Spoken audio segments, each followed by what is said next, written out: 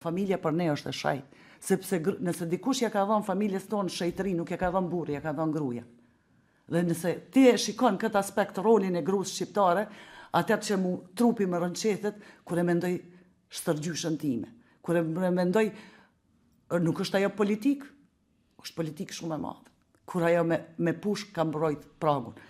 A nuk është vetdije kombëtare ajo shqiptarja e jonë në Itali që mbron 500 vjetë gjuhën shqipe? Si mund të shkel unë sot, kush ma jep mua atë drejt sot, unë të përbuzat stërgjyshën time, atë politikën, atë vetdijen e saj kombëtare, atë arbreshën e Italisë, po atë gruan e diasporës e cila është detyru me hik me çka ka pas dhe i ka mbet vetëm një shami e nanës vetë, e që nisur me oja i ka mbet e san. Ajo e runë me qatë shami kulturën tame shqiptare. Vjen brezi i gjysheve tona, të cilat nuk ja veçën burrat, gjysheve tona peqen luftun dhe heqen vetë.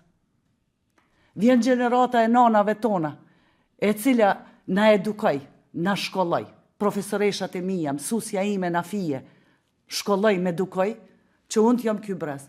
Dhe kush mu ma jep drejtën tash, vajzave t'mija, dhe kësoj gjenerate të rej, ti them unë, shiko, del për identitetit, bën çka dush, the norma, asa në krejt, ti e lirë.